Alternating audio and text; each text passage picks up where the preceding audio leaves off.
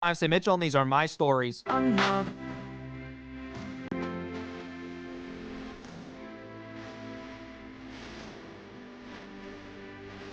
folks. How are you doing today? Let me first welcome you to Autism Rocks and Rolls. Now, before we get into mess up, I'm not a doctor psychiatrist. If you're starting to be diagnosed with autism, please see a physician. Always based on my experiences. I also have the right to the intro natural that I found on ytmp3.com.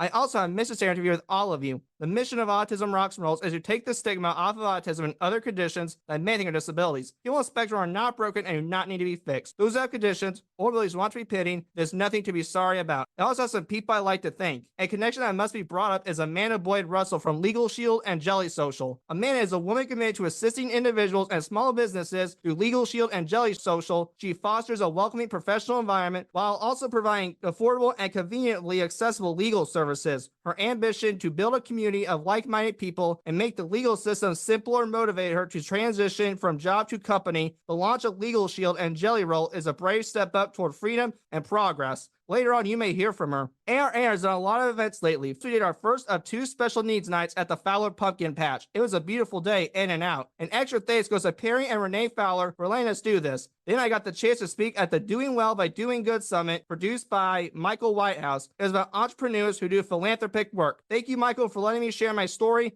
and I cannot wait to do it again in November. The final event was when we teamed up with Bloomington Rival Showdown Professional Wrestling Company by being a vendor. That is not all. I had the privilege of living a boyhood dream by being a guest ring announcer. An extra thank you goes to Matthew Mounts and Tyler Kay for letting me live my dream. Dreams do come true, everyone. My mother, and see if I meet my mother for more information, must be getting popular because she appeared on the Expressive Mom podcast with Miriam Rachel. But she's not the only one, since I went on the Unbox on Purpose podcast with Barbara Brihan. What 2 awesome podcasts to be on. Now, folks, we right back. We're going to hear from the V's Barbershop of Bloomington, so let's get to it. Located on the popular College Road in Bloomington, Indiana, V's Barbershop of Bloomington is the place to be. V's of Bloomington provides you history with a contemporary spin. Everything from the real barber chairs to our relaxing neck and head massages and our classic hot foam and straight edge razor cut. They encourage you to experiment with your hairstyle alternatives whether you're going for a more modern man's hairstyle or a classic short haircut. This place is even autism friendly because the owner and the staff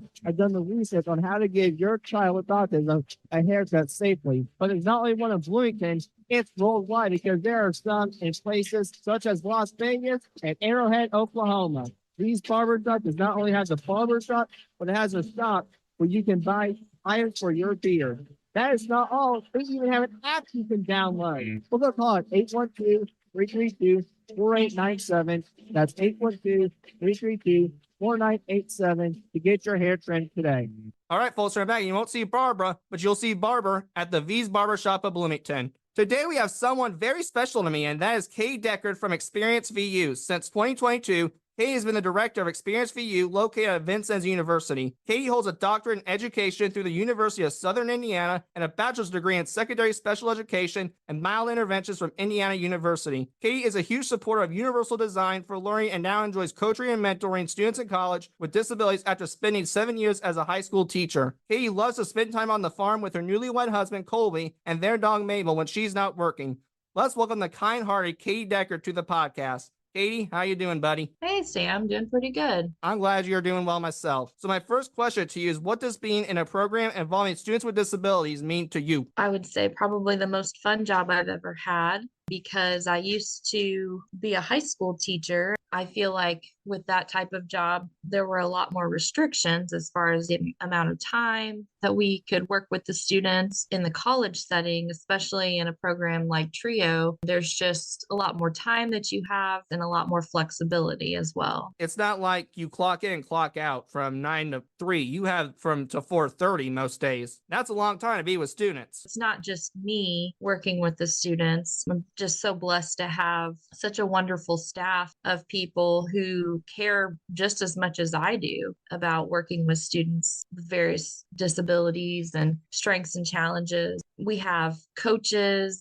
mentors, and tutors. Everyone is there for the students. It's like my best friend's motto, because C-142 Identical Yet Opposites by BJ Yoho, but he's a Riley. They always say FTK. Maybe we should change that K to an S. FTS for the students.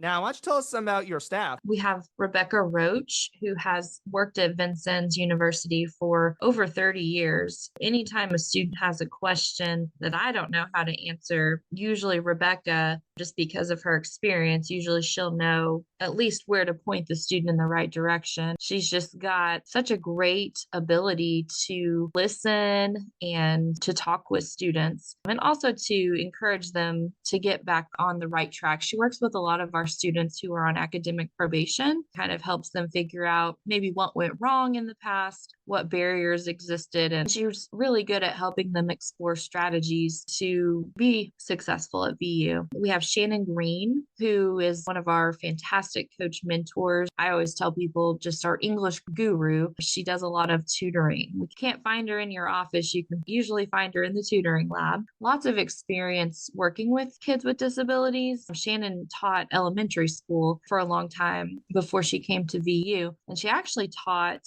writing and English courses at VU before she transitioned over to working for the TRIO programs. Anytime you're having a bad day, she's just a great person to go and talk to because she always has a funny joke or a funny story about her kids and definitely is just great at putting a smile on people's faces. We have Olivia Simmons, who is our student service specialist and kind of my right-hand person, helps me with my budget and kinds of office parts of the job. Organization is not one of my strong suits, so I'm lucky to have Olivia to help me with that. She got her bachelor's in psychology less than a year ago, so she started working with students recently. And then the tutors, we have Jane Carey, Kathy Strange, just wonderful math tutors. Those are both former math instructors at VU. And then we have some wonderful peer tutors that are education students as well. I've had a couple tutors come and go since my time at VU. Some that we were sad to let go, Jonas, in the last year. He was such a great addition to our staff. I What were can't your do it alone. You only got so many arms, as they say. What were your initial thoughts when you decided you're going to be involved in a program that had students with disabilities? That's kind of been my career. And I taught students who had IEPs, but they were on diploma track. And I did a lot of inclusion, mostly English, when I taught high school. When I learned about an opportunity at another college to coordinate accommodations for students at the college level, kind of piqued my interest. I went out on a ledge and took a leap of faith and interviewed. And it was a lot to learn because the laws are different between K-12 and college as far as working with students with disabilities, but I loved it. I absolutely loved the college setting, working with the students at that level. I was the person who the students would bring in their documentation, and I was responsible for approving them to have things like extra time on exams and note taking. But then when I learned about this opportunity at Vincennes University, this TRIO program, what I learned is students were in the program and needed tutoring and other support, but the accommodations piece would not have been my responsibility. I saw that as an opportunity to use my teaching background again, which I was really interested in and kind of looked forward to because I still get to teach. We are working with students on learning how to be organized, learning how to be a college student. There's so many changes, as you know, from high school to college. I'm really passionate about that transition piece and helping students navigate that bridge. So you're talking about coaching. What are some of the ways you coach and mentor your students? Yeah, that's a great question. When I was the accommodations coordinator, I was often finding myself wanting to help students find the solution or giving them the solution. They would come in with a problem and I would give them a solution. I've learned how to ask questions to empower and encourage students to try to think of those solutions on their own. And it's a really cool experience. It's a shift in mindset. Sometimes you want to jump to being the fix-it person, right? You want to jump to, well, you're unorganized. Why don't you use a planner? Why don't you use your Google Calendar on your phone? But with coaching, it's just really powerful to get to know the student, to ask questions and, be curious and trying to figure out what's going on surrounding the challenge that they're experiencing, asking them questions to try to help them develop a solution that's going to work because I don't know what works best for them, but they do. They've gone through high school. They know what works and what doesn't work for them. And Plus, then it's there not is fair to some, make an assumption when you've only known them for a few minutes. They've been in school and know themselves for 12 years. You know them and figure out their learning style within a few seconds. and also that accountability piece. Students, myself, I need accountability. We all do. Our program, Experience VU, kind of gives us the time and the flexibility. Sometimes they might just want to meet once or twice a week. Sometimes they might want to meet every day, once a semester. I think in our mission statement, we call ourselves student centered. And what that means is whatever the student needs is what we provide. It's not a cookie cutter formula that we provide. It's basically these are the resources that we have, and how is the student going to fit in with those resources? I always tell students there's not a certain set of activities or times that they have to meet with us. The student isn't doing well in their classes, we're going to be seeing them more. I'm going to actually ask you to get in our brains for a minute. And this is how, based on your observations, how do you think a student who has a disability brain operates? Well, everybody's different, whether someone has a diagnosis or not. All of our brains, and I've always viewed labels as one element of a person's identity, not the end all be all. Especially once you get to know a person, you realize, yeah, that label helps to understand characteristics better. And I've just always envisioned that everyone's brain have neural pathways. They have ways that the information goes into the brain and then information comes out of the brain. They might have more twists and turns of those pathways that their brain has to navigate information. I've always kind of envisioned students who have maybe trouble like processing, reading, for example. Maybe a student reads a text the first or second time, it just doesn't make sense to them. But then maybe hearing it, you add that element of hearing the text and seeing it at the same time, and it computes a lot faster. Right. It's the same way with me with a textbook. So with me in Yeah, textbooks, yeah. I rather prefer to hear it because it's not the fact that I get bored. They're so jumbled. The spacing's kind of off. And then when it's not double Right. space, I'm on the wrong line. What I've learned working with students all these years, I think this is one of my challenges that I had. I didn't know that this was happening when I taught high school, but looking back, now I kind of see sometimes in schools, even in colleges, this happens. We have this box that we want students to fit in. That's just not how it works. Some people do fine in that box and they thrive in that box, but some people, they need to get out of that box. They need other ways of taking in knowledge and demonstrating their knowledge. And that's just not always feasible, allowed. Not all people embrace that idea. And that's why I'm such a big proponent of universal design for learning. The whole point of universal design, as long as you are flexible in being able to manipulating or changing anything, it can be the physical space, it can be the classroom, it can be electronic. Everyone's going to have an opportunity. And I always give the example of the buttons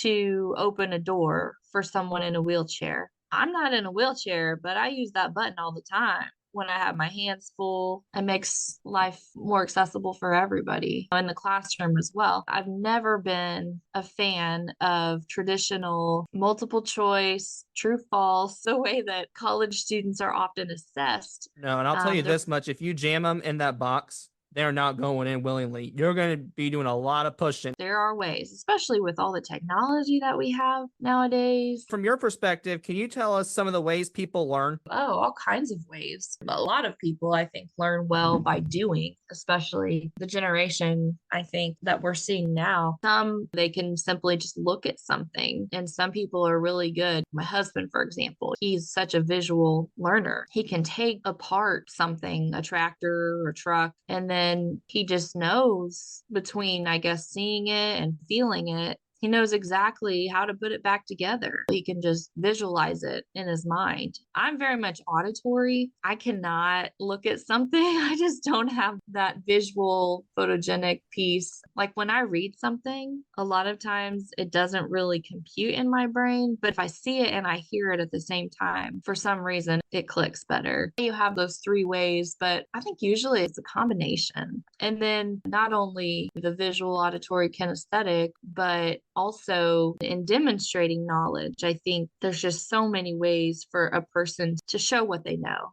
to demonstrate what they have. And a lot of times I tell students specifically, a lot of times if they're worried about the stigma tied to accommodations, I might say, think about it in terms of you have the ability, you have the intelligence, you can learn. You have to change the way that you put that information into your brain to get it into that long-term memory so that you can recall it later on. Like we were talking about note-taking recently. Well, some students cannot listen to someone talking and then write or type.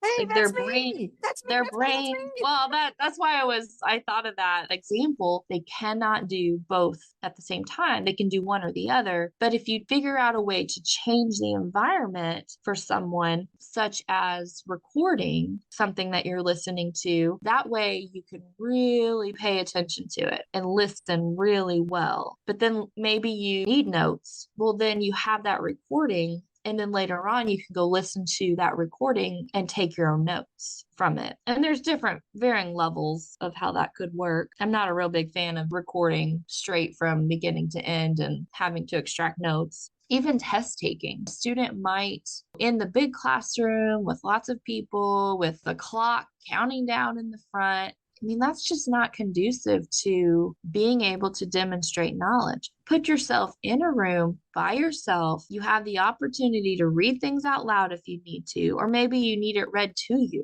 There's lots of technology now that can read things aloud to you. You get rid of all of that external stimuli. And some people giving like extra time is a common accommodation in college. And I think some people view that as, oh, you're just giving them a leg up. Well, no. Some students literally have to read a question 3 or 4 times before their brain processes it. They know the material, but they need to read the question 3 or 4 times to be able to show their professor that they get it. There's nothing wrong with that. Same way with me as a clock. You cannot put the clock in the same room or it goes south really quickly. I'm more focusing on the time getting it done than the assignment. What do you want me to do? The assignment or look at the time? So I want to talk to you more about Experience VU. Do you see any growth in the students who use Experience VU? If so, what does the growth look like? I think we've had students come through the program that might not have graduated because the tutoring that we offer, it's not necessarily one-on-one tutoring. It can be, depending on how busy we are. Sometimes we have a couple students in the tutoring lab at one time, and the tutor might have to bounce from one student to another and take turns. And sometimes we might not be busy at all. And then the student does get a lot more of that one-on-one attention. The coaching, those appointments can be one-on-one. I just think our program provides not only the tutoring and the academic resources, but just that sense of belonging. All humans need a place where they can belong and feel welcome and a part of something. I think when you go from high school to college, finding your niche can be a challenge. And I think Experience VU, because of the resources that we are allowed to provide, we are able to provide that welcoming, supportive environment. And I think that's been huge for several of our students that have come through the program. Because if you don't, I'll just say I'm one of them. I mean, if you don't feel like a part of something,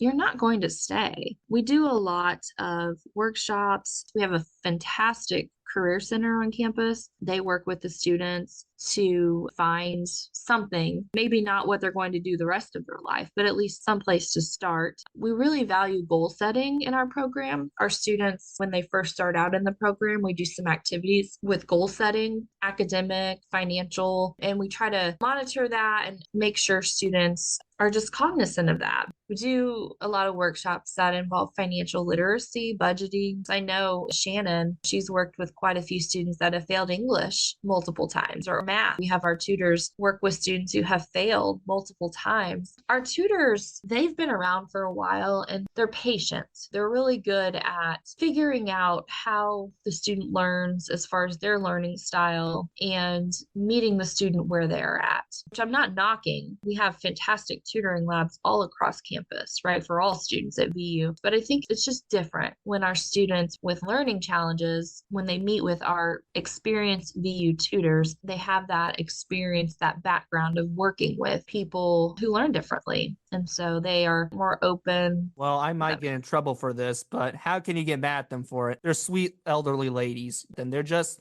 the nicest people out there. Even though they're not in the classroom anymore, they have taught all the math classes at VU. They know the curriculum. They know what's expected. Well, I gotta ask you, Katie, about me. So what were your initial thoughts of me when you first saw me using Experience VU? I guess I'm asking first impressions. It took me a while to get to know you. Like, I remember when you were in those meetings that we have in the very beginning, and I remember you were outgoing, willing to speak up and interact with Shannon, who was the instructor at that time. I mean, now I know about Heart of Gold and one of the most genuine people I've ever met. We know one thing. Now it's becoming a joke at this point. I overthink everything, which you're not wrong. Well, there's that. I'll admit it. Once I learned that about you, I was definitely better able to have conversations with you and to encourage you that everything's okay, everything's going to be all right. But we're all overthinkers to some extent, right?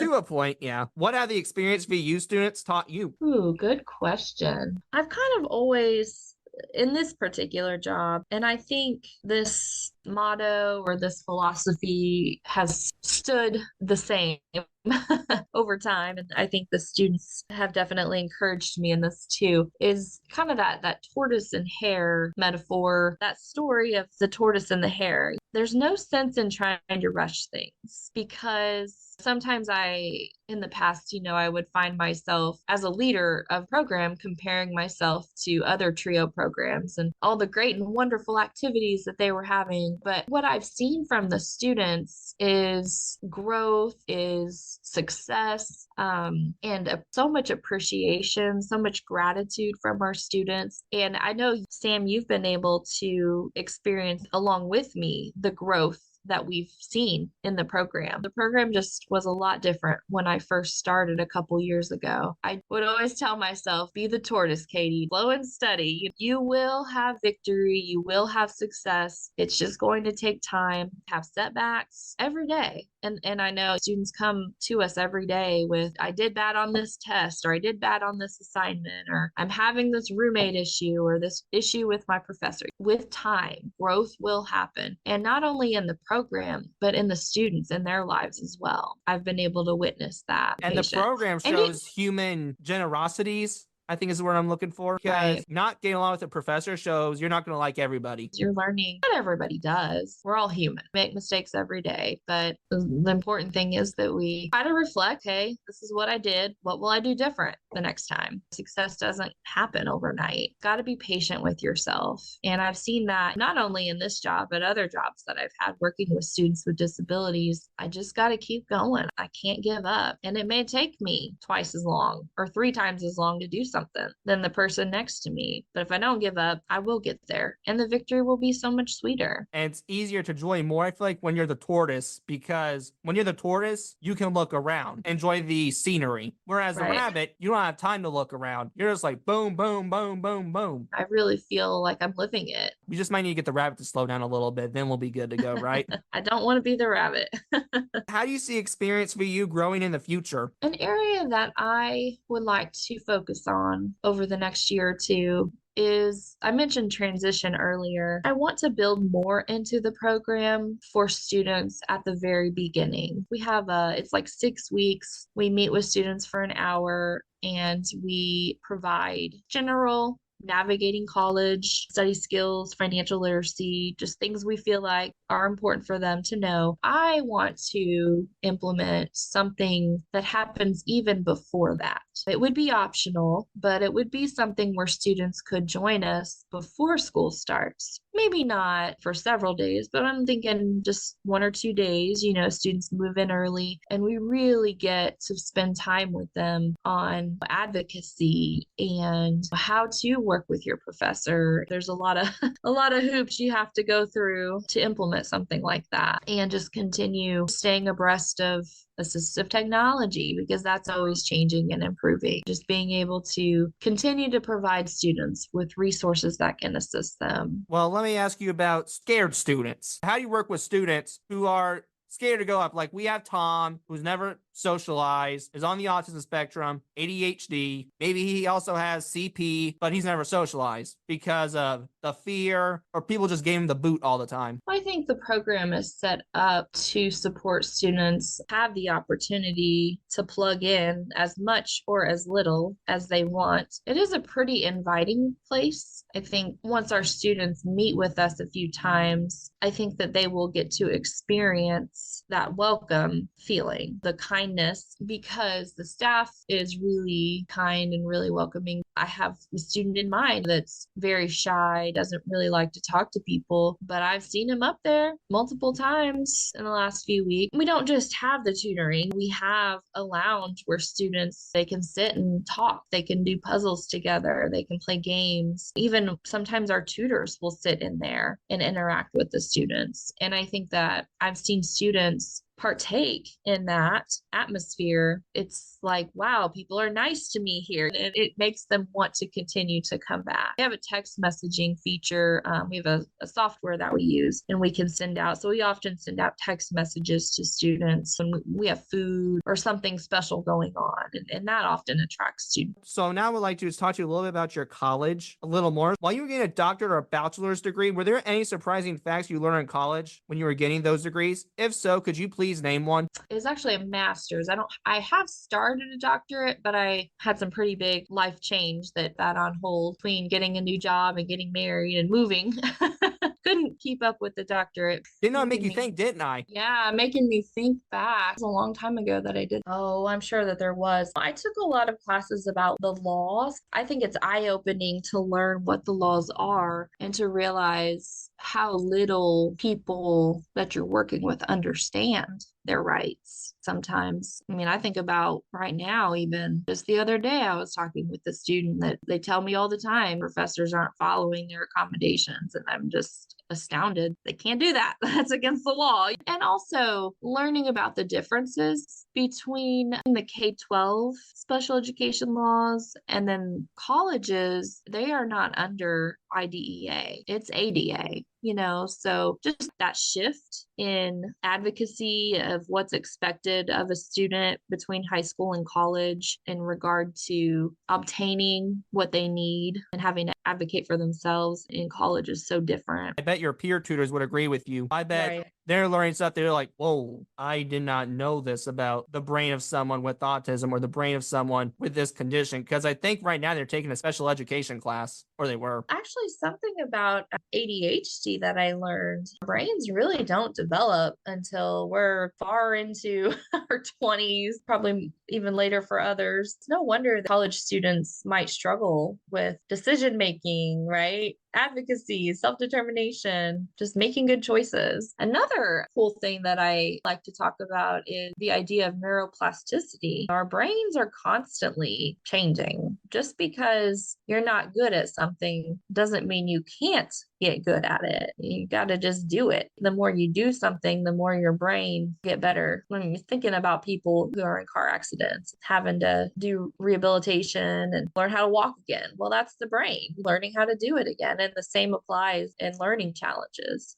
Like your taste buds in your brain are changing. Well, I think about math. A lot of times students say, well, I've never been good at math. Well, it's like playing a sport. The more you practice it, the better you're going to get at it. Oh, I appreciate you bringing that up. Maybe one day it'll encourage me to eat a tomato from the garden because no, I have not done that so far. Too nasty for me. Now, folks, we'll be right back when you hear from the Proper Bully Tattoo Society. So let's get to it. If you're looking to get some new ink on your skin, you should stop by at the Proper Bully Tattoo Society in Bedford, Indiana. This shop is also organic, and since it has local ownership, the artists who work there ensure that every customer has an unforgettable time. The artists are also major proponents of mental health, therefore you should be too. The Proper Bully Tattoo Society also has merchandise such as t-shirts and hats. The events that are coming up is the Recovery Awareness Flash and 8 Weekends of Halloween Flash. Don't forget to go to the properbullytattoosociety.com to see the artist portfolio or call 812-272-1596. That's 812-272-1956 to schedule an appointment. Their hours are Monday to Friday, 10 a.m. to 5 p.m. and Saturday, 11 a.m. to 11 p.m. But Sundays are only for appointments. I'll leave you with this. Whether you are sobbing or jumping for joy,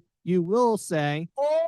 All right, folks, we're back. If you're going to be a bully at this place, I'll allow it, but you may be a proper bully if you're going to be at this place. Hey, you're talking about the college laws. Why don't you tell us some of them? I'm kind of interested. Essentially, at the college level, when it comes to students with disabilities, you have the Section 504 Act, 1973, which basically says students have to have access in the learning environment and the physical space on campus. Then also the 1990, been amended since then, the Americans with Disabilities Act. Even more recent, which I haven't been following it since I've been working at VU, since I'm not doing accommodations. When I left my last job, there was a lot going on in the world of computers and electronic accessibility. At that point in time, there were not any laws around the online space. In the online space, it had to be accessible. That's the ADA Section 504. If you have a student who is deaf taking an online class and you have videos, you have to provide captions for those videos. They have to be able to have access. But there wasn't any laws around online practices like screen readers. And if it's like an image, it won't be read aloud. It has to be like a readable PDF. A lot of places online, screen readers won't work. Companies, businesses, schools need to be aware of that. The biggest change from high school to college is in high school, the laws are around success. So students, the IEPs were written so that students could be successful to get to graduation. So if that meant modifying something like a multiple choice exam, instead of having 4 possible options, get that broken down to 2, or even in the curriculum, the student might not have to do as much, as long as they show mastery of the standards, maybe they don't have to do quite as much. That's a modification. In college, through the ADA Section 504, which Section 504 applies to all K-12 and colleges, but IDEA is only for K-12, and then ADA covers colleges and then also the workplace. Like if someone needs accommodations in the workplace, that would be under ADA, and that's all geared toward access. And so in college, you can't really get your exams modified, but you might be able to get extra time. And you have to be the one to do it too. That's a big difference right there. You got to be the one to speak up. And as I talked about once, self-advocating C247, apply yourself for more information. There's something else I want to ask you about. So one of the things I noticed about you, and this is an admirable trait because I am not this, I couldn't think of the word to think about it, but then I figured out a word. So it's mellow/calming people I ever met, which is a compliment. I'm not that person. As you can tell, I'm very spazzy, like my mother.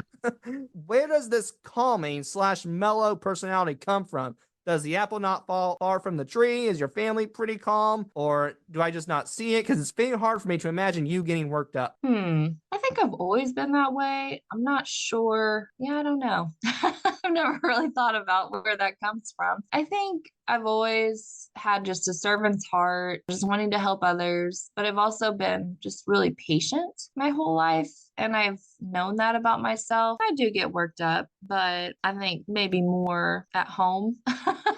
Maybe not so much at work. Maybe I hide it. So I am just like everybody else, Sam.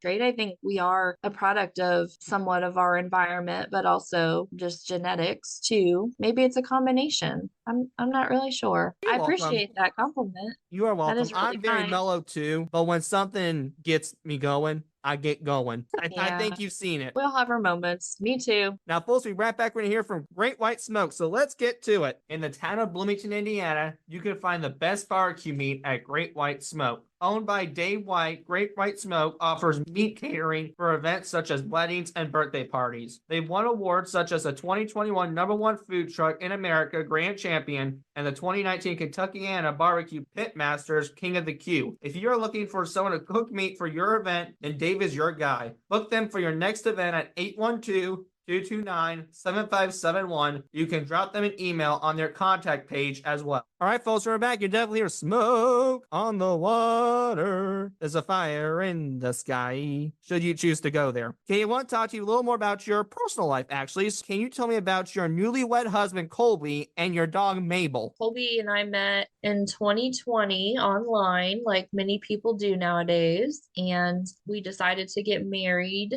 in the fall of 2022. And then we just got married. Actually, it'll be a year this coming November. He is a farmer. He's actually out farming today. They do corn and soybeans. I'm actually from Evansville. On our second date, he told me not to freak me out or try to get real serious right away, but he basically told me that if I were to continue to date him, that I would have to be willing to move someday because you can't move the farm.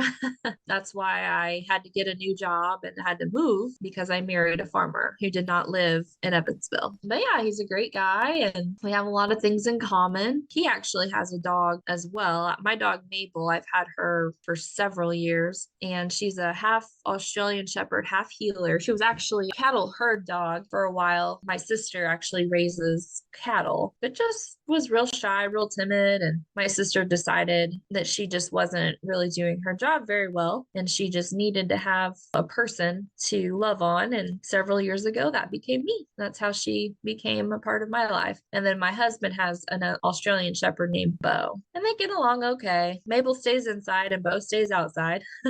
Maybe they communicate by going, "Who are you? Woo woo." Well, Bo's pretty young. He's about 2 and Mabel's 9. So she tolerates him, but I don't think she likes him very much.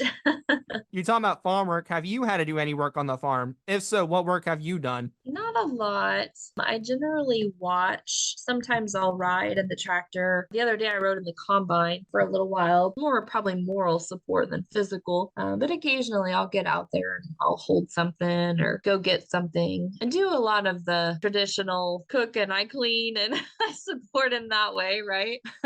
Well, I know how it is with farm work. You can tell your husband this. We actually have a hay farm. We actually know the work. I've had to do many times throwing hay bales on a trailer as a child, which I actually enjoyed though. Definitely more enjoyable than going to the gym. Definitely a physical job. I've really enjoyed learning. There's just so much to learn about it. Very interesting. Well, speaking of gym, you also go to the gym and work out. So what obstacles do you face most in your quest to maintain your fitness? I probably do that more to maintain my mental health than my physical. Maybe that's why I'm good at staying calm, right?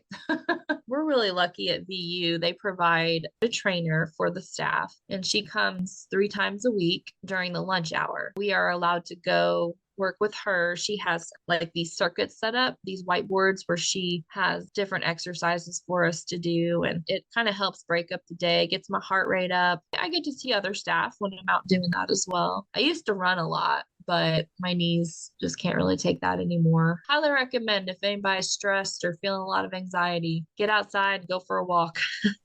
Makes a huge difference. Well, how do you respond to setbacks or times when you're not motivated to work out? Oh, well, that happens every week. It is a challenge, but just try to say, all right, next time. I maybe didn't do what I wanted to today, but there's always tomorrow. I have people that encourage me. The trainer, her name is Shelly. On occasion, she'll reach out to me if she hasn't seen me in a while. Hey, miss ya. Would love to see you. And I respond really to that accountability as well. Well, I think one of your students means a lot to you too, and I can tell it. It's not me, but it's your crazy neighbor, Trey. How would you describe Trey from your perspective? Oh yeah, great guy. Seen a lot of growth and change in him, just like all the other students, and really enjoy having just all of you in our program. We see you pretty often throughout the week, so you're part of that. I hope I am.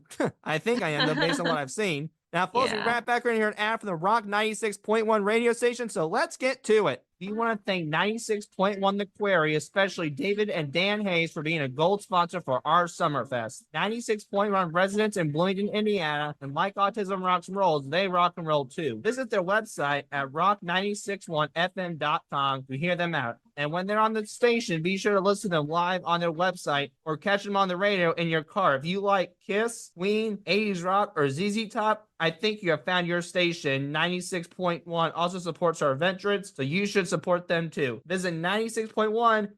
All right, folks, we're about to rock out to this radio station. Katie, we're going to wrap up here, and these are just for fun. So what is your paradise meal or favorite food, and why is it your favorite? Ooh, I'm a big Italian person. Bread, pasta, all the carbs. What is your favorite movie or TV show, and why do you like it? Most recently, I have found a show on Netflix. It's called Heartland. I've watched all the seasons. It's about horses and just a family. You just kind of get to see their everyday good things and bad things, and pretty clean. I'm surprised you didn't say something like Yellowstone. No, I never really got into that. My husband watched it, but I watched a couple episodes, but it was a little more on the violent side. So what is your favorite vacation you've ever taken, and why did you enjoy that vacation very much? Oh, good question. We've gone on a lot of beach vacations. I have just a lot of good memories with my family. My parents, for some reason, they really like to go to a place in the Caribbean called St. Thomas. It's one of the U.S. Virgin Islands. So they took us there a couple times growing up. Fun to look at really old photos and reminisce. Love to be on the beach. I can tell. Just don't go in the ocean too far for me, please. I don't want to see you eaten up by a shark. Just do that for me. Either.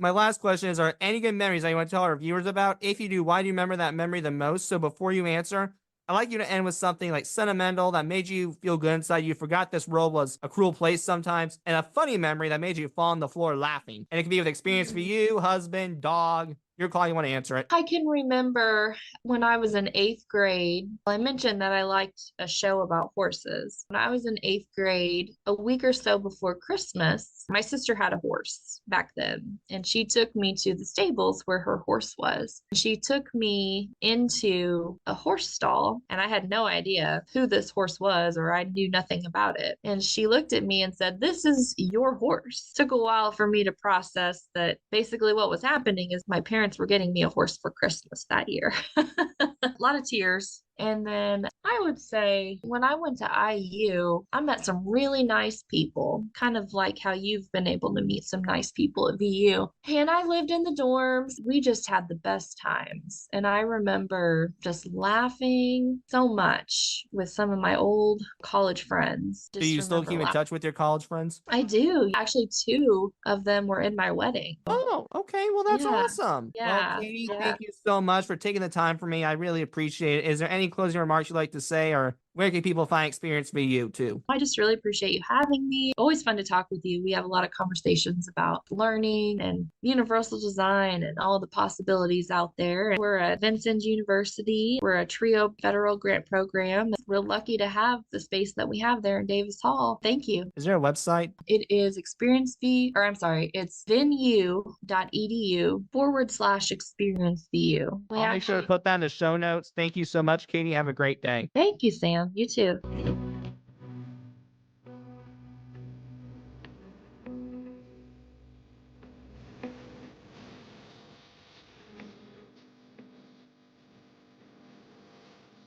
Thanks for joining me for this episode. Please tune in for another episode coming in very soon. I hope you enjoyed listening to me ramble. Thank you very much. Always stay humble and kind.